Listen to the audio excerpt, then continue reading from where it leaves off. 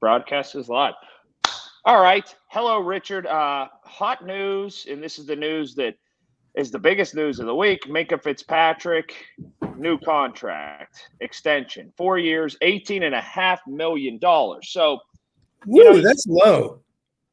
I think he could have got a little bit more. He's still the highest paid safety ever, so he'll take it. But that said, here's where we are. You have Cam Hayward, you have TJ Watt, you have Minka Fitzpatrick all the way out until 2024. So that's for a couple more years. The gang is all here and it's intact.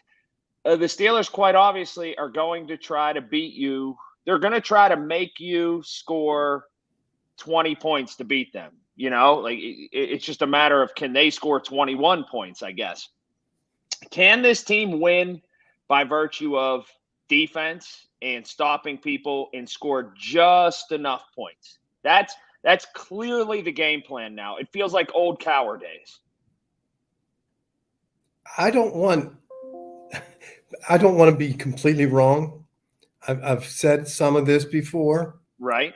I think everybody has the Steelers all wrong. Tell me why. I think they are going to be dominant. I really do. I feel it. I see it. I see the talent pool that's been collected.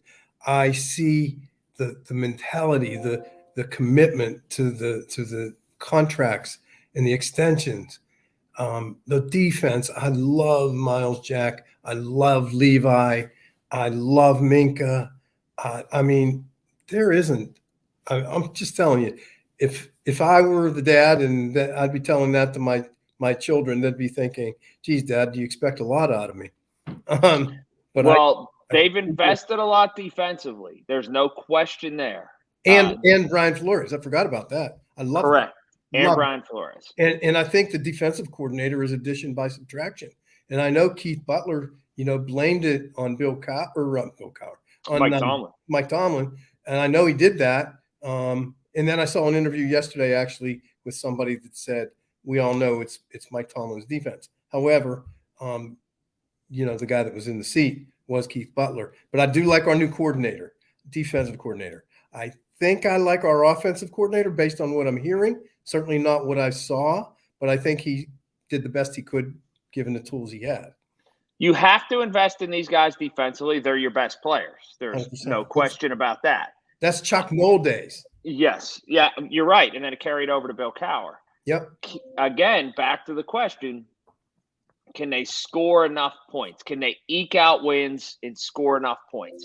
I don't think it's going to be an eke out situation. I hope not. I hope not. Listen, you have Najee, okay?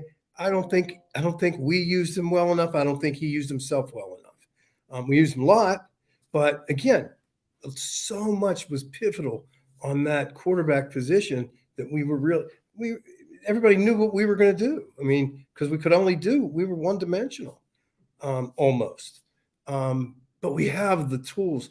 We have the stretch the field guy. We have Chase. I love Chase, by the way. I just love what he brings to the game. He can do so many things. Deontay, I'd always loved Deontay. I mean, honestly, you're just really overwhelmed with talent. And I don't see this eking out anything. I see us banging it. And you put the quarterback in, and Mitch Trubisky, I loved when we signed him. I love Kenny Pickett. I thought, if they're both at the same place, the season starts, I did say last week I would start Kenny Pickett, but it appears that they're not at the same place if you believe what you read, right?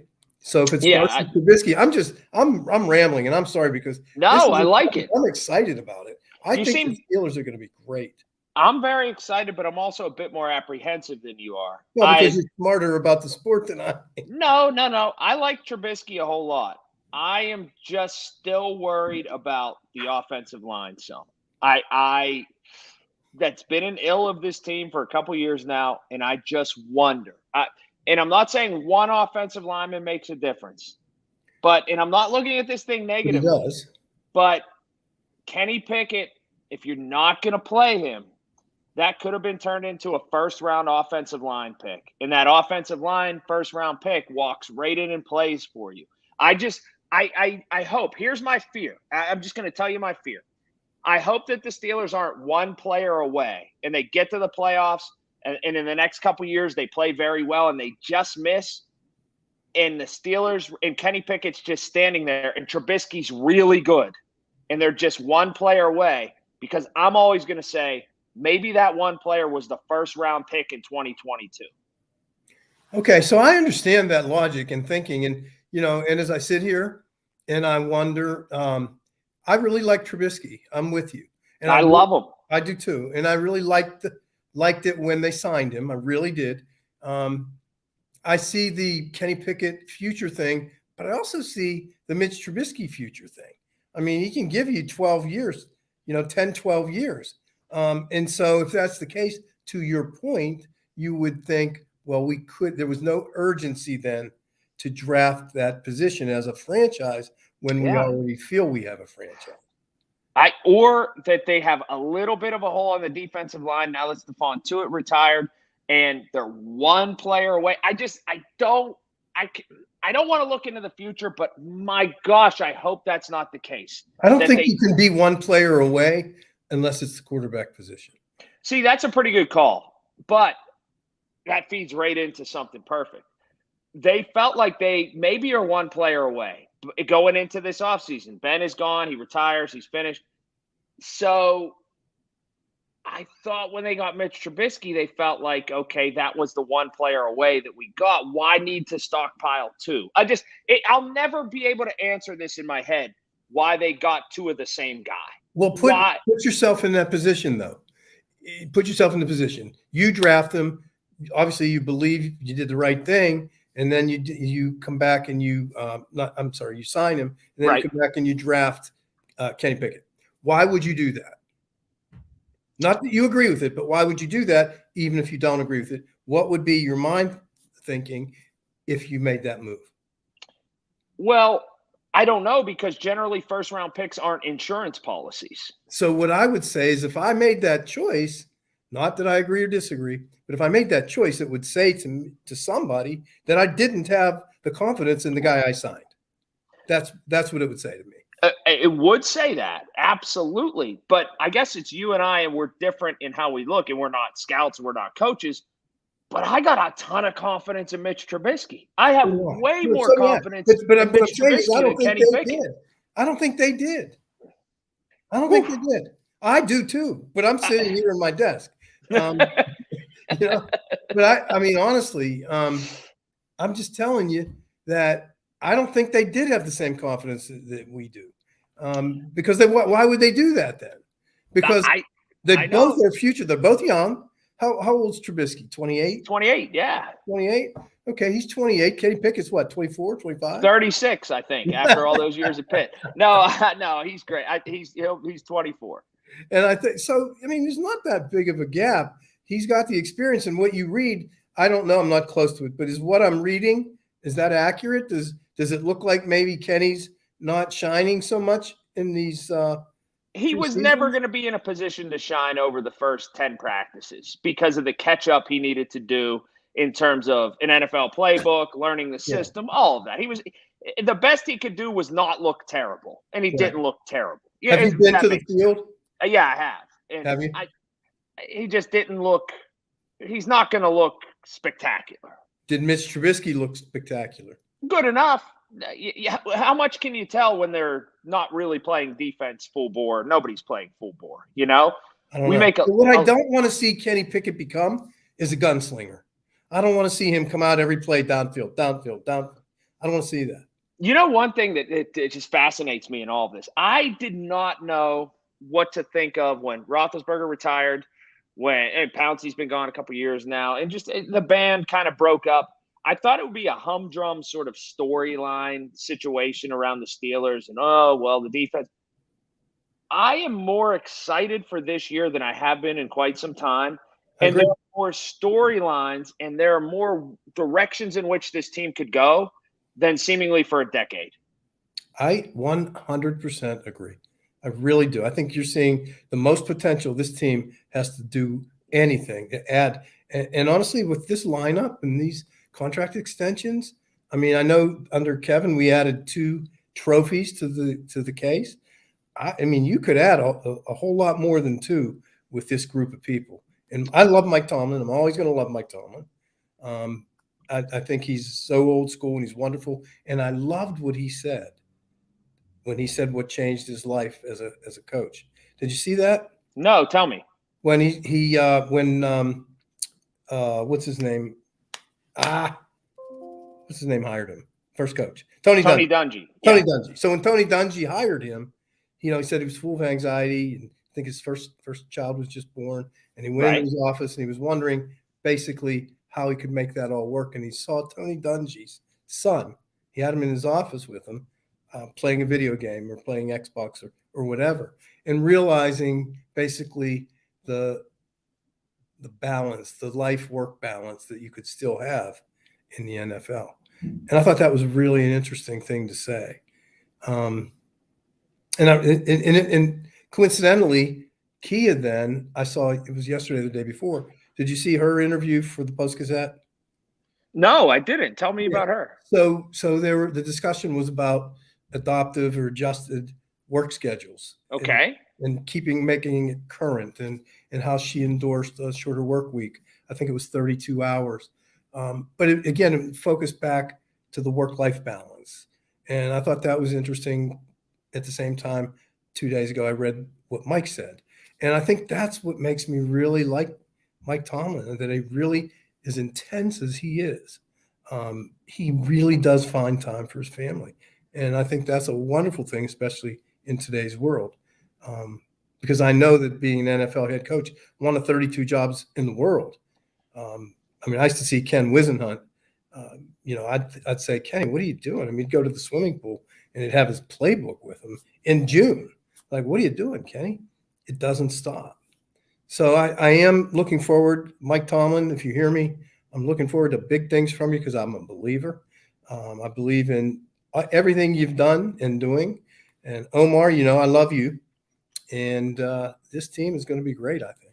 All right, now we get to Omar, who is a maverick with money. He just spent $18.5 million a year for the next 4 years on Minka Fitzpatrick. If he wiggles some money around, it's probably there for Deontay Johnson. It's not a matter of what. It's not a matter of if. It's a matter of if they want him. I think he's got something to prove. Scale of 1 to 10. 1 being no, thank you. 10, yes, I must have him. Gotta have him is a 10.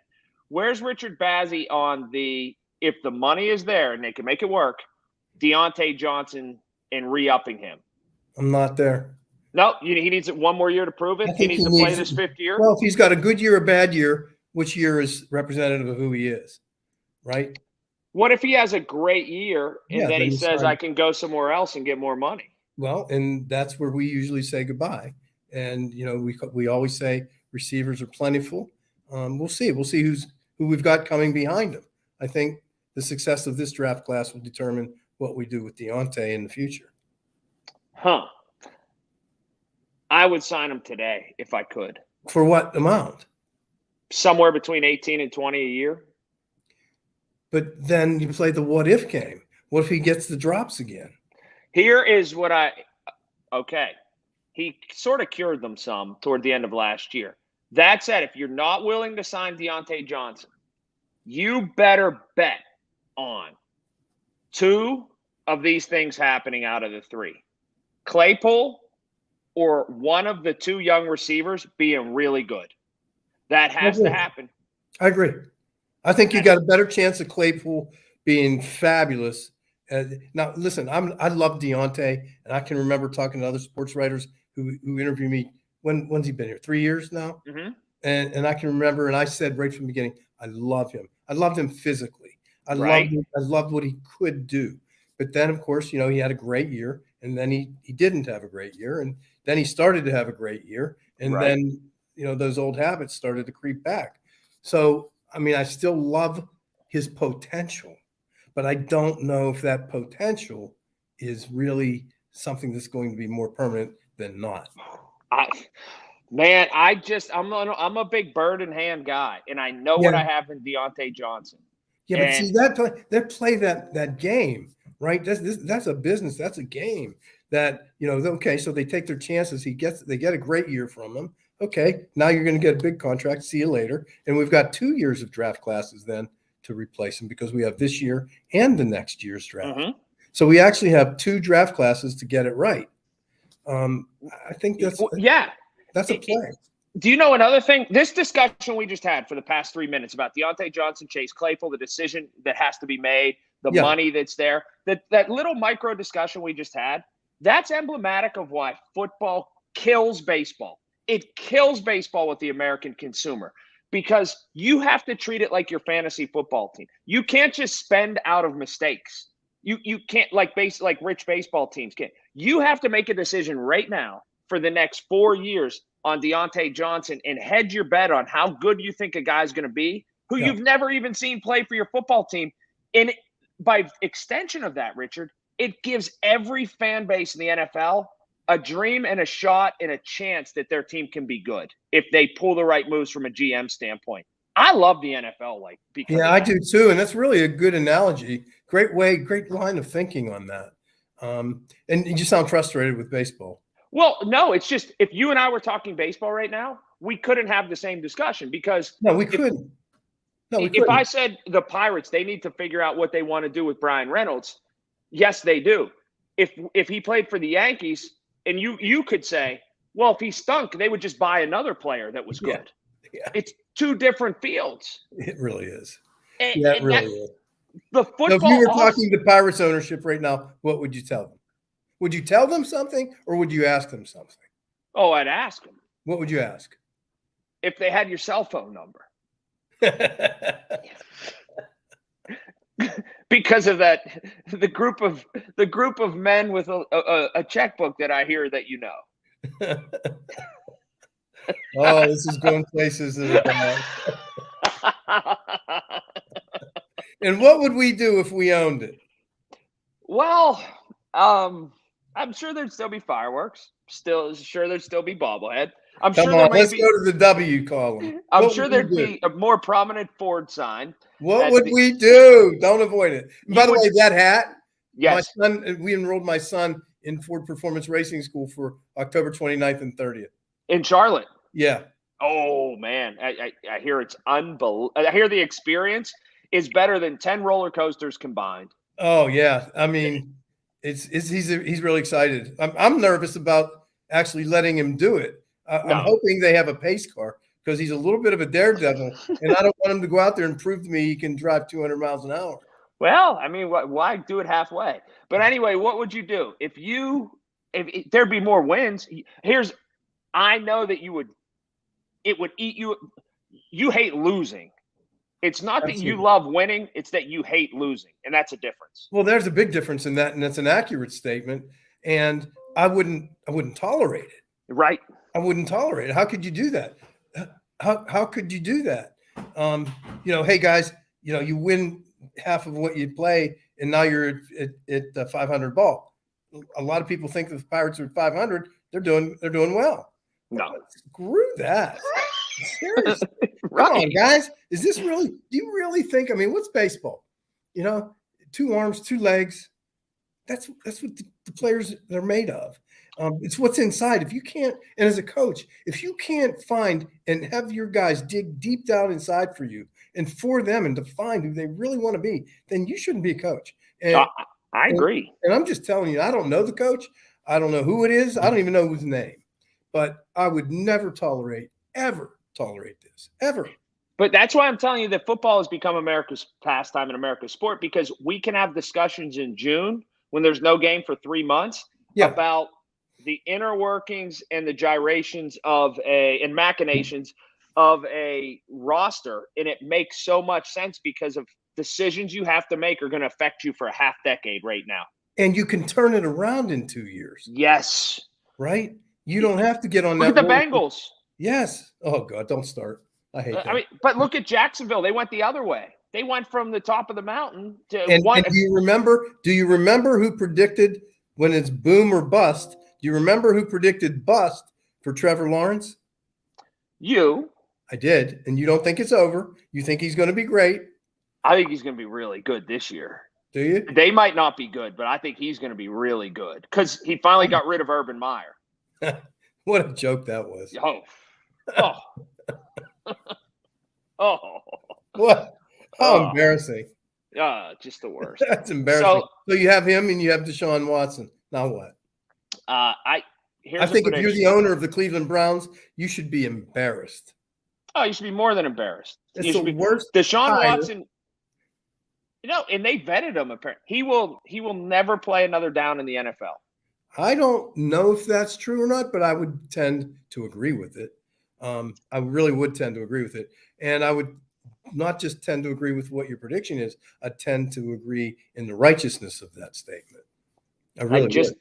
I don't think he'll ever play another down in the NFL because it's one thing to have support from some quarters. It's another thing when you lose your own home support. When you lose the people that are supposed to support you, his own fan base doesn't want him at this He's point. never even had a home there. So No. you can't ask them to support him because he's never earned their support. He's never put on a football uniform for that team or city. I don't. You talk about entitled. My goodness. And it's so hard to understand for me how people can look. Say it's me, you, and the owner of the Cleveland Browns. We all look at the same set of facts. We all look at the same information, and we come up with such different conclusions. Like you would look at that and think, "No way! I don't want to invest my money in that guy." I would look at it and say, "No way!" And they looked at it and said, "Oh yeah, he's our future." How can that be? Well, when you're downtrodden for so long, it seems like you do anything to try to win. That's their mindset, not mine. I don't know. I don't get it. I mean, I don't know how you could do that. I mean, obviously, they're really reasonably intelligent people. They own a billion-dollar franchise. How do you look at that information, that set of data facts, and come to the conclusion that you can actually make that investment, Yeah, and that's your future? and they made their money in a legitimate, hardworking business. He was started the pilot truck stops. Is how Jimmy Haslam made his money. I didn't You know know, that. yeah, yeah. So it's not like he walked into some business or it was it was a long line of history of his family or whatever. He made that company go, and it's a lucrative company. Man, I just don't get it. Like, how do you like even the Pirates ownership? And by the way, I love the Pirates. I love the history here. There's several people administratively there that I just love. It's not personal. I just maybe don't understand the game, and that's a complete possibility because it's too easy for me to sit here in criticism and say I wouldn't accept it. But there must be a reason they do, and I don't know what that reason is. Yeah, So I don't get it, and that's why football is the greatest. All right, last thing, real quick, a yes. couple minutes here. Best thing or worst thing, as now they're tinkering with Lamar Jackson is back at he's at their mini camp in Baltimore. I say let him sign a 10-year deal with the Ravens. It's the best thing that could happen to the Steelers. Go ahead and have him. We've seen the best of them. Yeah, I think so too. I agree with that 100%. But that does bring back another point. Bill Cowher was on your show, I think, right? Uh-huh. Didn't he say that you can't go into camp with 3 quarterbacks? It's not camp yet, but yes, he did say that. He did. And Too was he crowded. alluding to camp or right now? He was alluding to camp. Once you get into camp, it's too Right. crowded, he said. Too crowded because then it's not fair. Nobody gets enough reps. Correct. Okay. So did he talk about Mason Rudolph? Would he dump him now? No, he just said he was vague about it and just said you can't have 3. But you could tell he was hedging toward Mason Rudolph doesn't really serve a purpose. So what's his situation? Do you think he has trade value? I think he has trade value once someone gets hurt at camp or in a preseason game, and that's why the Steelers are holding on to him on another team. Yeah. Someone will get hurt. And so you wouldn't deal him away before camp.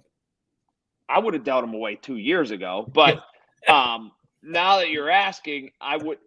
If you've gone this long, what's another month and a half, 2 months, and hold on to him and wait for someone to get hurt in a preseason game, and then maybe you'll get a 5th or 6th round pick for him.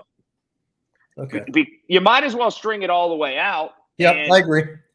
The car's paid off. You might as well wait till I agree. And Lamar Jackson, yes, stay in Baltimore. Sign a big billion-dollar contract. 20-year forever. 20-year extension. Stay there forever, man. And Jumpin' Joe, come on, man, get a new suit. Yes, there you go. All right. Well, we did it again. Thanks, We man. did it You're great. again, Richard. You are so great. Wonderful hat this week, by the way. Is that a new hat? It's it's out of the mothballs. It's new. It's new to the view. I really like it. I do. Thank you. Thank you. All I like right. yours better. Yeah. Well, it's branding. That's what it is. Thank you. Thank you. I will talk to you soon.